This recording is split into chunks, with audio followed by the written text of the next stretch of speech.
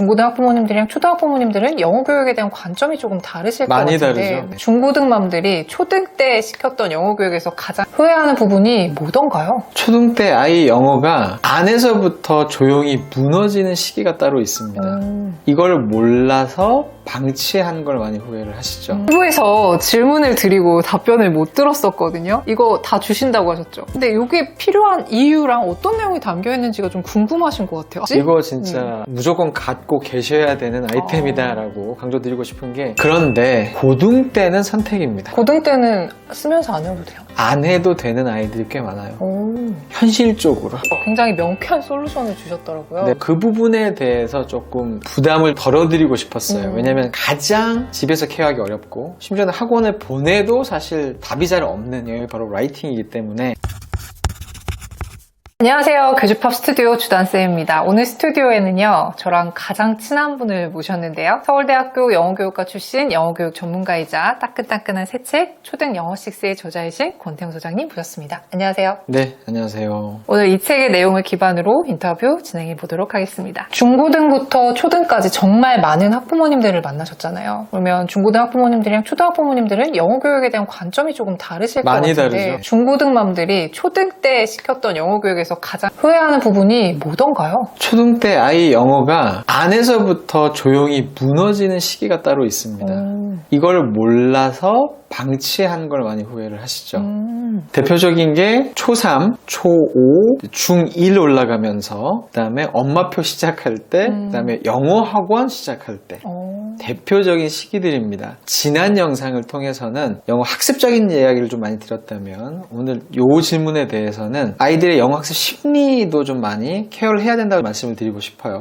정말 초3 때 영어가 싫어졌다, 영어가 어려워졌다라고 대답하는 아이들이 꽤나 많거든요. 공교육이 처음 시작하는 때죠. 이게 사실 상대적 격차 때문에 그러는 거거든요. 초5라고 했을 때는 중등 과정을 대비하는 친구들이 생기기 시작을 하면서 그쵸. 좀 어려워지고, 중1 같은 경우에는 뭐 압도적으로 달라지잖아요. 활동이나 놀이나 의사소통 중심의 영어를 좀 부담 없이 하다가 문자 중심, 시험 중심, 어려운 텍스트를 보기 시작하는 이 간극을 줄여놓지 못한 채로 출발을 하다 보니까 애들이 뻑 하고 나가 떨어지는 거거든요. 요거에 대해서 방치를 하다 보면, 그러니까 때 되면 알아서 잘 할 거야 누구나 다 그런 거야 라고 생각을 하시다가는 일부는 이겨내겠죠. 근데 또 일부 아이들은 여기서 많이 좌절하게 된다. 그리고 이 좌절이 악순환을 또 가져오거든요. 그러니까 엄마표도 마찬가지죠. 영어 학원을 새로 보낼 때도, 특히 영어 학원은 사실 워낙 다양한 종류의 영어 학원들이 있잖아요. 너무 빡센 데로 보냈다든지, 지난 영상에도 말씀을 드렸다시피 아이 성향과 기질에 맞지 않는 환경의 학원을 보낸다든지 라고 했을 때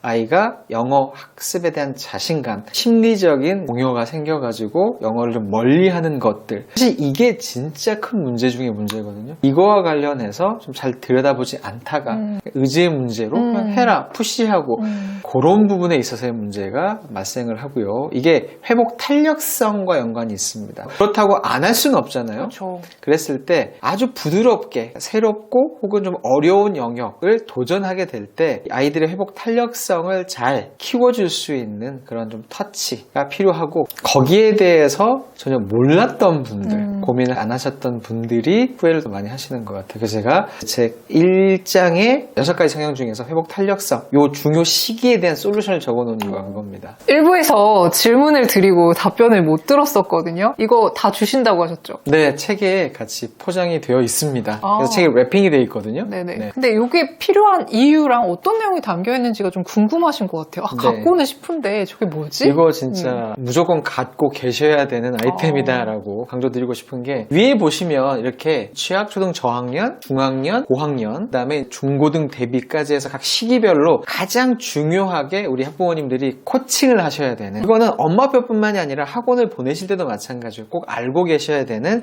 영어 학습의 포인트, 진단해야 되는 포인트들에 대해서 되어 있고요. 그리고 밑에는 각 영역별로 해서 이때는 어떤 게 중심이 돼야 된다, 이때는 뭐가 중심이 돼야 된다, 이런 것들을 6대 영역에 이렇게 딱 그래프로 한눈에 보기 딱 좋게. 보여서 네, 맞아요. 좋은 것 같아요. 여기는 영어 학습 성향을 늘상 또 가까이 보시면서 우리 아이 학교육 선택을 하실 때도 고려하셔라. 그 다음에 영어 잘하는 아이 만드는 5가지 조언이라고 내려셔도 될 것 같아요. 네, 팔 아파요. 네, 고개가 돌아가서. 네. 그래서 항상 우리 학부모님들이 겪게 되시는 고민들이 있어요. 영어 교육과 관련돼서. 항상 붙여놓고 읽어보시면 카더라나 상술에 휩쓸리지 않고 중심을 잡아서 우리 아이 영어 교육을 흔들리지 않게 갈 수 있게끔 그런 영어 교육 조언도 같이 들어가 있으면 책도 사실 오래 보셔도 좋은 책이고 요 지도는 꼭 붙여놓고 아이와 함께 계속 보면서 수년간 사실 지도는 제가 봤을 때 한 중학교 2학년까지 붙여놓으셔도 충분히 도움이 되는 내용들이 많기 때문에 오랫동안 붙여놓으시면서 내비게이션이라 그럴까요? 네, 그렇게 도움을 받으시면 좋을 내용으로 구성이 되어 있습니다. 제가 쭉 보다 보니까 초등 영어라고 돼 있어서 초등 영어에 한정된 내용이라고 생각하신 분들이 있는데 네. 아니더라고요. 맞아요. 일단 초등학부모님들이 맞지만 유치학부터 사실 중등 아이들도 꽤나 도움을 받을 수 있는 그렇기 때문에 지금 뭐 중학교 1, 2학년도 괜찮고 초등 고학년인데 중등을 대비하는 아이들도 많은 도움을 받을 수가 있죠. 아까 전에 시험 방식이 많이 바뀐다고 말씀을 하셨는데 네네. 중등 이후로 갔을 때 실제 바뀌는 라이팅 시험이라던가 그런 내용들도 예시와 함께 많이 들어가 있어서 네. 되게 실제적이라고 생각했어요. 영어 내신 예시도 많이 들어가 있습니다. 그래서 보시면 좀 감이 오실 거예요. 그럼 그걸 초등 때부터 준비를 하면 되겠네요. 네, 그건 이제 고학년들이 보면 좋고 미취학부터 다양한 스텝으로 따라가실 수 있는 그래서 미취학 학부모님이시라면 거의 뭐 한 7, 8년은 보셔도 좋은 책이라고 말씀드리고 공을 싶네요. 뽑으실 수 있겠네요. 1부에 이어서 영역별 질문을 좀 이어가겠습니다. 혹시 1부 내용의 영역별 질문이 궁금하신 분들은 여기 위로 가서 보시면 될 것 같아요. 이번에는 영단어 질문을 한번 드려보려고 하는데요. 초등 때 특히 눈으로만 영단어를 외우는 공부하는 이런 애들이 있어요. 그걸 그냥 많죠. 놔두면 안 네. 되죠. 안 됩니다. 절대 안 됩니다. 왜냐면 일단 쓰는 연습 자체를 해야 나중에 문장도 쓸 거 아니에요. 일단 스펠링부터 시작을 해서 쓰는 연습을 잘 해야 단어를 쓸 줄 알아야 문장을 쓸 수 있고 문장을 쓸 수 있어야 나중에 학교 시험도 치를 수가 있겠죠. 그렇죠. 현실적인 이유도 하나 있고 또 하나는 써야 기억에 오래 남죠. 그러니까 눈으로만 보는 거는 사실 효율이 많이 떨어질 수밖에 없습니다. 그래서 장기 기억을 하는 데 있어서도 쓰는 게 효율적이고요. 또 안 쓰는 아이들이 실수가 그렇게 잦아요. 맞아요. 어쩔 수 없이 꼭 스펠링 한두 개씩 틀리고 이런 수학도 일들이 그래요. 많이 발생하는 것처럼 그런데 고등 때는 선택입니다. 고등 때는 쓰면서 안 해도 돼요? 안 해도 되는 아이들이 꽤 많아요. 오. 현실적으로 아니 되게 의외인데 우리 고등학교 때 깜지 썼잖아요. 참 별로 의미 없는 아, 과정인 정말. 경우도 많죠. 내가 능동적으로 했을 때 많이 쓰는 건 도움이 될지 모르지만 그냥 숙제를 위한 숙제, 과제를 위한 과제는 사실 그냥 따로 놀잖아요. 뇌와 손이. 네네. 그런 게 별로 소용이 없고 제가 실제로 고등학생들 많이 지도를 하면서 느꼈던 게 쓰는 게 당연히 도움이 되지만 꽤나 많은 아이들이 이제는 쓰지 않아도 누르머만 봐도 안 틀리고 쓰는 경우가 꽤 많습니다. 그래서 고등 때는 선택이다라고 말씀을 드리고 이건 되게 신선한 얘기거든요. 네, 이런 아이들은 초등 때 많이 썼던 아이들이에요.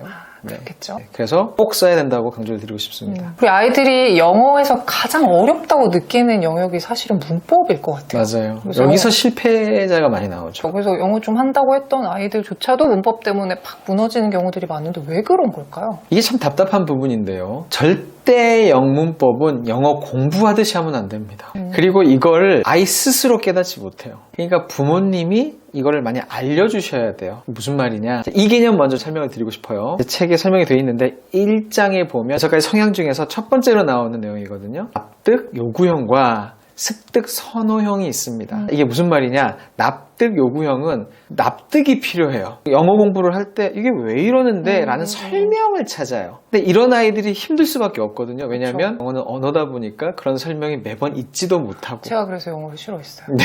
그런데 되게 많아요. 특히나 이게 이과 쪽에 맞아요. 성향이 강한 아이들 같은 경우에는 다시 말하면 명시적 성향이 되게 강한 아이들은 도대체 이게 왜 그런지에 대한 설명도 없고 그냥 예외도 너무 많고. 예, 그러니까 잘 못하게 돼요. 반대로 습득 선호형 아이들은 이제 그런 이유보다는 그냥 자연스럽게 읽고 몰라도 넘어가고 많은 노출과 독서를 통해서 자연스럽게 습득하는 걸 좋아한다. 사실 여기까지 놓고 보면 이 성향의 아이들이 영어를 조금 더 가깝게 조금 더 잘할 가능성이 솔직히 높아요.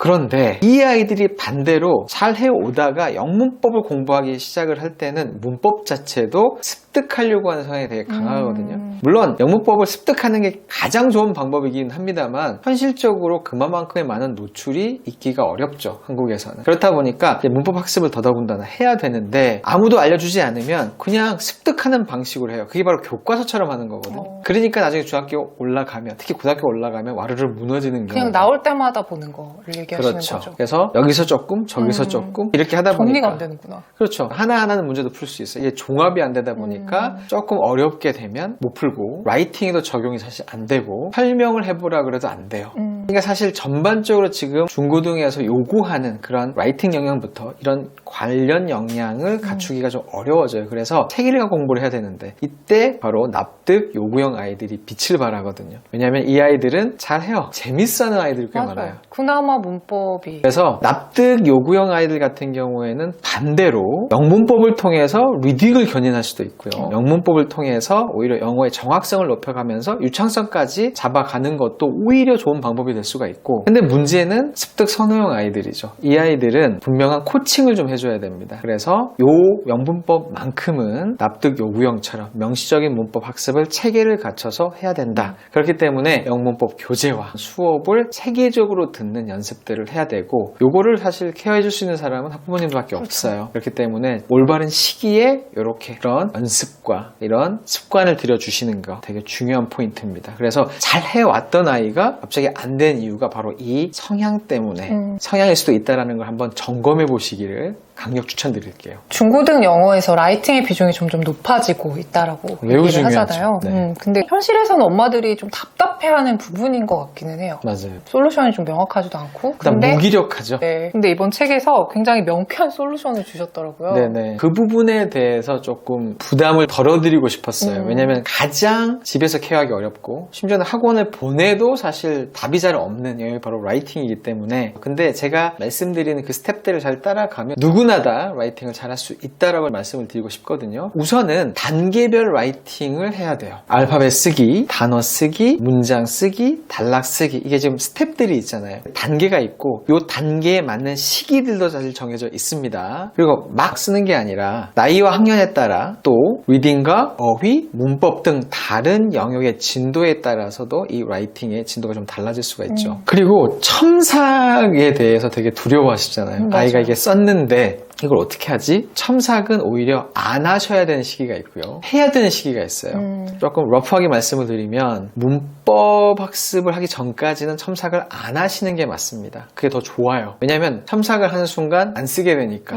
오히려 그런 게 아니라 쓰는 습관을 들이고 다양한 생각들을 표현하는 그런 과정이 훨씬 더 중요한 시기고요. 그리고 문법 구문을 학습한 이후로는 정확성을 좀 더 챙겨야 될 때는 첨삭을 좀 해줘야 되는데, 문제는 도대체 어떻게 해야 되냐, 이제 이게 답답하시거든요. 그거는 제가 저희 교집 스튜디오 영상에서도 소개를 해드린 적이 있습니다만 책에 자세하게 안내를 좀 해놨어요. 전혀 영어를 모르셔도 됩니다. 심지어 알파벳도 모르셔도 돼요. AI나 온라인 프로그램을 잘 이용해서 깔끔하게 첨삭을 할 수 있는 방법도, 이제 그런 방법을 활용하시면 사실 누구나 다, 이건 사실 학원을 안 보내셔도 잘할 수 있는 내용이기도 해요. 그래서 그런 부분에 있어서 수단을 아시는 거, 그 방법을 아시면 사실 전혀 문제가 될 게 없다. 저희 교집합의 책들이, 그리고 저희 영상 모토도 실천을 굉장히 강조하잖아요. 그래서 이번 책에서도 실천이 어떤 부분이 있을까 좀 궁금해하시는 분들이 있으실 것 같아요. 어떤 실천적인 내용을 좀 담아주셨나요? 중요성과 이론만 늘어놓는 책이 도대체 무슨 도움이 되겠습니까? 일단 여기서부터 출발을 했는데요. 그러면 가장 현실적으로 부딪히는 부분들, 그리고 실제 적용을 해보려고 그랬더니 뭐 어디서부터 해야 되지? 중간 과정은 또 뭘 선택해야 되지? 이런 고민들이 많으실 거예요. 6가지 성향을 말씀드렸잖아요. 직접 우리 아이의 성향과 지향성을 파악할 수 있는 그런 진단 검사도 넣어놨고요. 그리고 각 영역별로 제가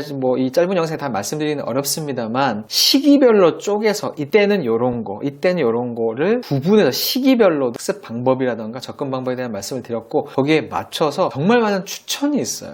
그래서 영어 책 추천도 되게 많고요. 지난 시간에 영어 동요도 제가 추천을 일부를 드렸지만 그런 추천 리스트들, 그 다음에 문제집도 많이 추천을 드려놨고, 그 다음에 온라인 프로그램이나 플랫폼이나 유튜브 채널들 각 영역에 있어서 가장 적기에 가장 효과적으로 이렇게 적용하실 수 있는 이런 추천들을 많이 넣어놨습니다. 그리고 블로그에 보시면 사이트 워드도 들어가 있고요. 교육부에서 지정한 필수 영단어가 있습니다. 대한민국 교육부에서 지정한 그것도 무려 1100단어 단어장까지 뒤에 있습니다. 그래서 요거를 바로바로 활용하시면 돼요. 그래서 우리 아이가 어느 정도 수준의 단어를 알고 있는지도 파악이 가능하고 요걸 가지고 영단 학습도 사실 가능하거든요. 뿐만이 아니라 복합 키트, 플래시 카드를 이용해서 라이트너 학습법이죠. 이렇게 박스를 이용해서 할 수 있는 것도 소개가 되어 있고 그 파일로 다운로드 받으셔가지고 직접 만들어서 쓰실 수 있는 정말 최고의 방법 중에 하나거든요. 그런 것들도 이 책 하나를 가지고 정말 실천할 수 있는 게 너무 많다. 아니, 그런 마음으로 제가 뼈와 혼을 갈아 넣었다라고 말씀을 드리는 거거든요. 그 실천을 하시면 되지 않을까. 밥상을 차려놨으니까. 그렇게 좀 강조드리고 싶네요. 그리고 또 이렇게 소문을 듣자니 엄마 대학을 하지 않을까요? 이렇게 좀 궁금해하시는 분들 있으세요. 벌써부터 엄마 대학 문의를 또 많이 주고 계시더라고요. 이번에 하면 6기죠. 그러니까요. 어느새 그러니까요. 정말 오래됐습니다. 역사가 이미 지금 10,000명 이상의 엄마 대학에 졸업생들이 계시죠. 맞아요. 이제 6기가 영어로 시작이 될 겁니다. 정말 야심차게도 준비를 했고 이제까지는 사실 영어 수학이 이렇게 들어갔죠. 그렇지만 다른 학습적인 주제를 갖고 들어갔다면 처음이에요. 처음으로 영어를 가지고 엄마 대학이 진행이 됩니다. 그래서 유치학부터 내가 생각했을 때 중학교 한 1학년까지 다 해당되고요. 영어에 대해서 내가 조금이라도 도움을 좀 주고 싶다 우리 아이의 엄마 편은 물론 말할 것도 없고 영어 학원을 보내시는 경우도 과연 잘하고 있을까? 영어 학원에 대한 선택을 어떻게 해야 되지? 그런 여러 가지 고민들을 한 방에 해결해 줄 수 있도록 정말 저 장담할 수 있는 게 어떠한 유료 프로그램보다도 훨씬 더 알차고 강력하게 준비를 했습니다. 왜 무료잖아요. 그러니까요. 자세한 거는 다음 주죠. 네. 19일 화요일 날 아마 공지, 모집이 시작이 될 겁니다. 그때 구체적인 내용을 보셔서 이 영상을 보시는 모든 분들은 꼭 이 기회를 잡고 정말 우리 아이의 영어가 너무나 성장할 수 있는 초대 그런 디딤돌을 만들어줄 수 있는 기회니까요. 꼭 참여하시라고 강력 추천드리고 싶습니다. 이제 마지막으로 이 책을 구매하신 분들 어떻게 활용하시면 좋은지 작가로서 한번 추천 부탁드릴게요. 이 책에 담은 내용이 500페이지가 훨씬 넘어서 너무 많습니다만 사장에서는 정말 많은 학부모님들이 우리 아이들 영어 교육과 관련해서 고민하셨던 분들에 대해서 일종의 컨설팅, 상담, 질의응답이 들어있습니다. 그래서 공감하실 수 있는 내용, 궁금하신 내용들이 많이 담겨져 있습니다. 그래서 그걸 보시면서 이때 이런 고민들 공통적으로 고민하는구나. 이건 이렇게 해결하면 되겠구나라는 그런 솔루션을 얻으실 수가 있고요. 그런 내용들을 통해서 좀 길게 보시고 두고 제 생각에는 아무리 못해도 한 10번 이상은 읽으셔야 되는 그런 책이 아닌가. 그러면 우리 아이 영어의 미래는 너무 밝다. 말씀드린 부분에 있어서 실천을 하시면 그런데 여기 쓰여 있는 내용을 모두 다 잘하실 필요는 절대 없습니다. 우리 아이가 지금 필요하고 지금 부족한 거 그거 한 포인트씩만 끌어가셔도 충분히 도움을 받으실 수가 있으니까요. 한번 읽어보시고 도움을 받으셨으면 좋겠습니다. 여기까지 정말 알찬 내용 가득 담아주셨는데요. 이 책에 대한 관심 가지신 분들 되게 많으실 것 같아요. 이 책이 어떤 내용을 담고 있는지 좀 궁금하신 분들은 더보기와 고정 댓글에 저희가 넣어놨으니까 한번 살펴봐 주시면 좋을 것 같습니다. 네, 수고 굉장히 많이 하셨습니다. 네, 감사합니다. 네.